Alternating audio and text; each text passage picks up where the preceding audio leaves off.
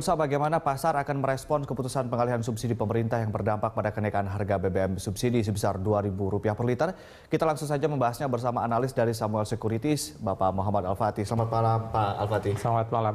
Pak Al-Fatih, kita bicara tadi dari respon masyarakat di SPBU ada yang memang beragam begitu ya. Tapi kalau bicara masalah BBM terhadap saham beberapa waktu ke belakang kita tarik begitu. Semua analis mengatakan harus dinaikkan, tapi apakah setelah dinaikkan besok harga saham akan naik atau bagaimana? Ya, jadi pengaruh terhadap emiten itu sangat beragam ya, karena ada emiten-emiten yang bobot biayanya banyak di BBM gitu ya. Jadi kenaikan BBM menambah biaya, tentunya itu kurang bagus buat emiten tersebut. Tapi di sisi lain memang ada sentimen-sentimen positif yang terkait dengan BBM ini gitu ya. Sektor-sektor energi seperti Pegas dan Elsa itu bisa mendapatkan sentimen positif karena mereka produsennya begitu ya. Ya. Dan kemudian karena katanya ini mau dialihkan ke infrastruktur, maka beberapa perusahaan infrastruktur seperti PT-PP, Wika, Waskita itu juga mendapatkan sentimen positif meskipun tidak secara langsung. Baik Pak Al-Fatih, apakah besok akan terjadi guncangan sedikit terhadap di pasar modal tentunya? Ya, mengalami penurunan atau justru naik? Kita kan mengharapkan adanya kenaikan 3.000, karena itu yang sudah jadi konsensus kemarin ya. Tetapi memang dalam beberapa minggu terakhir ini sudah mulai disosialisasikan bahwa tidak sampai 3.000 gitu. 2000, di bawah itu gitu ya? Sekitar 2.000 memang sudah muncul. Jadi sebenarnya ini ya inline dengan konsensus gitu ya. Nah, umumnya memang dengan kenaikan BBM secara generalnya adalah biaya naik gitu ya. Nah, itu tentu buat emiten menjadi beban tambahan. Artinya gitu ya. esok hari akan seperti apa indeks harga saham gabungan? Kan biasanya kita lihat ke depan mungkin ini akan bagus untuk IHSG. Ya. Tapi untuk jangka pendek esok apakah mungkin terjadi goncangan atau seberapa dalam kira-kira penurunannya? Ya, kalau saya melihat kalaupun turun mungkin itu akan ke sekitar 5.035 itu supportnya gitu ya. Dan tetapi di sisi lain ada mungkin faktor positif.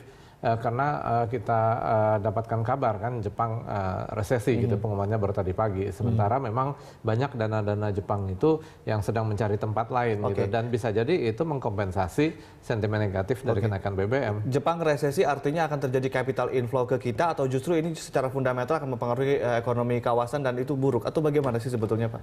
Iya, mungkin buat kita yang akan terpukul tentunya sektor-sektor kita memang banyak ya berhubungan ekonomi dengan Jepang begitu, tetapi itu adalah ekonomi real gitu ya. Tapi bursa ini memang agak aneh gitu, agak karena dana yang harus diputarkan itu mencari tempat terus, dan kita mengalaminya di awal tahun bagaimana indeks kita naik lebih karena inflow dari ada capital inflow. Ya. Tapi kalau terjadi resesi betul terjadi di Jepang, begitu artinya pertumbuhan ekonomi juga akan semakin tertekan. Ditambah lagi juga dengan The Fed yang akan juga menaikkan suku bunganya, begitu ya Pak ya?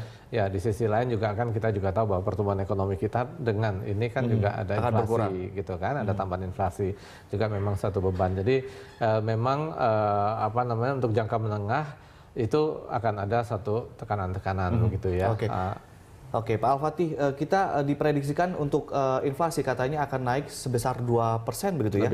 Lebih kurang 2%-an, atau kalau saya lihat dari data dari Pak Iman Sugema, ini naiknya 1,89 kurang lebih begitu, sama begitu, hampir 2%-an lah ya. Pernah tidak Indonesia mengalami inflasi yang naik semacam itu, lalu kondisi semacam apa yang dihadapi oleh ekonomi ketika inflasi di level itu? Ya, kita sudah beberapa kali mengalami kenaikan BBM, zaman SBY juga pernah gitu ya, dan umumnya dengan kenaikan yang sama level inflasinya. Kalau ini kan kita dari 6.000 jadi 8.500 ya, 6.500, 8.500. Naik 2.000. 2.000 sekitar 30% gitu ya. Waktu itu juga pernah kita naik sekitar 30%, memang ada gejolak inflasi, tetapi itu kira-kira 3 bulan. Hanya 3 bulan? 3 bulan. Artinya kurang lebih sama juga akan dialami saat ini begitu ya? Kira-kira begitu. Baik. Kalau kita lihat rupiah, Pak, kemudian juga banyak yang mempertanyakan apakah dengan BBM dinaikkan, tadi kalau saham pasti ada shock sedikit esok hari, kalau rupiah akan otomatis naik atau menguat terhadap dolar atau bagaimana? Karena kondisinya kan ini akan juga ngelihat unsur defisit atau neraca transaksi berjalan begitu kan? Ini bagaimana, Pak? Kalau saya melihat juga tanpa ada pengumuman ini, rupiah cenderung sedang menguat karena tadi udah di level 12.200 ya, cenderung menguat gitu ya. Nah, dengan kenaikan BBM ini berarti kan pengurangan subsidi. Berarti biaya kita untuk membeli, karena kita net importer kan. Jadi beban pembelian dolar untuk membiayai itu berkurang gitu. Jadi harusnya sih rupiah menguat gitu ya. Harusnya menguat untuk esok hari. Nah, sedikit lagi Pak mengenai prediksi harga minyak dunia. Ini kan banyak juga mempertanyakan, loh ini kan harga minyak dunia trennya menurun, kenapa harganya untuk BBM subsidi malah dicabut begitu kan? Nah, ini kedepannya akan seperti apa harga minyak dunia Pak, prediksi dari Anda? Ya, kalau saya melihat sih memang minyak dunia itu kalau kita lihat ya pola pergerakan sejak 2012 itu ya, itu target penurunannya memang di sekitar 74 sampai 70 dolar. Saat ini sekitar 76 dolar ya. Jadi artinya akan menyentuh level tersebut. Masih ada ruang ya untuk pelemahan minyak dunia. Level 70 dolar per barrel Amerika Serikat itu level ketika kita mengalami di tahun berapa tuh Pak? Boleh tahu? Itu kembali ke tahun-tahun 2010 ya.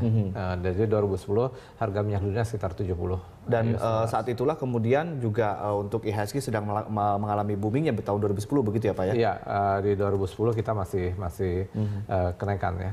Oke, itu tadi prediksi untuk IHSG, untuk harga minyak dunia, untuk juga kedepannya untuk inflasi dan juga rupiah. Nanti kita akan sambung lagi Pak Al-Fatih setelah jeda yang satu ini.